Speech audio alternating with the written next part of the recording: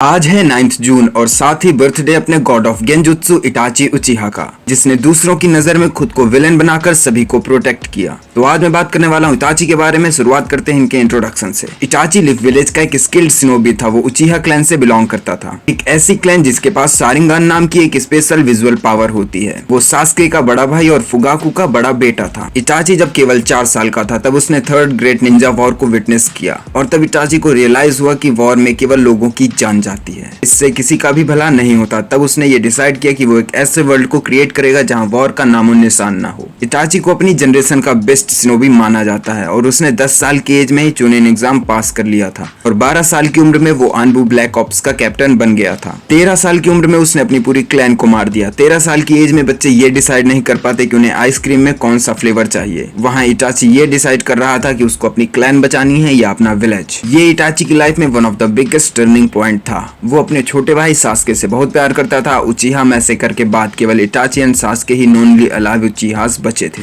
ये सब होने के बाद में इटाची ने अपने आप को सास्के के सामने ऐसे प्रेजेंट किया कि वो बस अपनी पावर टेस्ट कर रहा था, जिस कारण उसने अपनी क्लैन के मेंबर्स को मार दिया। इससे सास्के इनकरेज हुआ ज्यादा पावरफुल बनने के लिए ताकि वो अपना रिवेंज फुलफिल कर सके। और इस टाइम तक इटाची के पास मांगेक्यो शारिंगान आ चुका था। फिर इटाची ने अकात्सुकी ज्वाइन किया, ये श्योर करने के लिए कि ये फ्यूचर में विलेज के लिए कोई बड़ा खतरा ना बन जाए और साथ ही वो लीफ विलेज पर बाहर से भी नजर रख सके। कुछ टाइम बाद इटाची को चक्रा डिजीज हो जाती है और वो ये जानता है कि वो कुछ दिनों में मर जाएगा। फिर भी वो किसी न किसी तरह से जीवित रहता है अपने भाई के हाथों मरने के लिए। और फाइनली जब इटाची सास्के के हाथों से खुद की जान दे देता है तब वो खुश होता है। तब वो मरते वक्त स्माइल करता है कि वो अपना मिशन फुलफिल करके जा रहा है। इटाची की कहानी यहाँ खत्म नहीं होती है। काबुटो 4th ग्रेट निंजा वॉर के टाइम में इटाची को और उसके साथ साथ काफी सारे शिनोबीज को रीएनिमेट करता है और इटाची ही इकलौता शिनोबी था जो रीएनिमेशन जुत्सु को खत्म कर सकता था और उसने किया भी। तो ये था इटाची का ब्रीफ इंट्रोडक्शन। अब बात करते हैं उसकी पावर्स एंड एबिलिटी के ऊपर। किसी भी निंजा के पास 3 टाइप की फाइटिंग स्टाइल्स होती हैं, टाइजुत्सु, निंजुत्सु एंड गेंजुत्सु। इटाची ने तीनों स्टाइल्स को मास्टर कर रखा था। वो एक अच्छा टाइजुत्सु यूजर था। उसकी टाइजुत्सु स्किल्स शारिंगान की मदद से और ज्यादा इनहेंस हो जाती है और ये शारिंगान की बेसिक पावर है जो रियल टाइम एक्शन को ट्रैक एंड कॉपी कर सकता है। इटाची का शारिंगान 8 साल की एज में ही अवेक हो चुका था। फिर आती है निंजुत्सु स्किल्स, जिसमें उचिहा का सिग्नेचर जुत्सु फायरबॉल जुत्सु देखने को मिला। इसी के साथ साथ इटाची और भी यूजुअल जुत्सु परफॉर्म कर सकता था। 13 साल की एज में सिसुई की डेथ के बाद उसका मांगेक्यो शारिंगान अवेक हुआ, जिससे उसकी राइट आई में आमातेरासु और लेफ्ट आई में सुकोयोमी की पावर मिली और साथ ही सिसुई के एक आंख के मांगेक्यो शारिंगान की एबिलिटी कोटो अमात्सुकामी भी मिली। पहले बात करते हैं आमातेरासु के ऊपर। तो ये ब्लैक फ्लेम्स होती हैं जो यूजर की मर्जी से बुझती हैं या फिर अपना काम पूरा करने के बाद ही,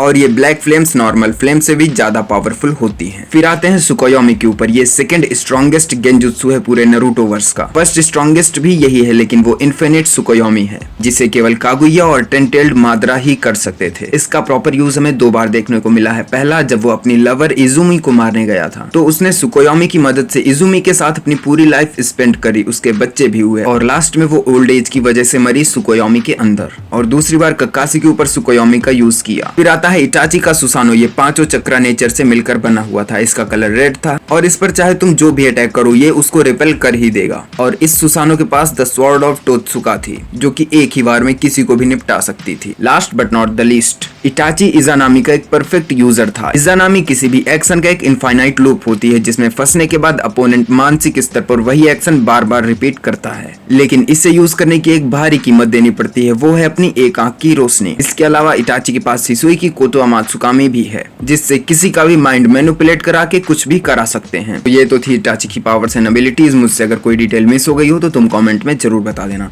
Itachi is true epitome of sacrifice. जैसे कि वन पीस फैंस लॉयल्टी का सिंबल जोरो को मानते हैं, वैसे ही इटाची सेल्फ सैक्रिफाइस को डिफाइन करता है। इटाची इतना कैपेबल था कि हाशिरामा एंड माद्रा दोनों ने इटाची की तारीफ करी। इवन हाशिरामा ने तो उसको अपने से भी ज्यादा ग्रेटर शिनोबी कंसीडर किया। एक ट्रू शिनोबी क्या होता है इसको भी इटाची ने परफेक्टली दिखाया। और नारुतो सीरीज में लास्ट में जब ककाशी होकागे बनता है तो वो इटाची की रिस्पेक्ट में उसका स्टैचू बनवाता है और उसमें पूरी लाइफ जर्नी लिखवाता है और साथ ही ये टाइटल भी देता है, a child who sacrificed himself to solve adults problem.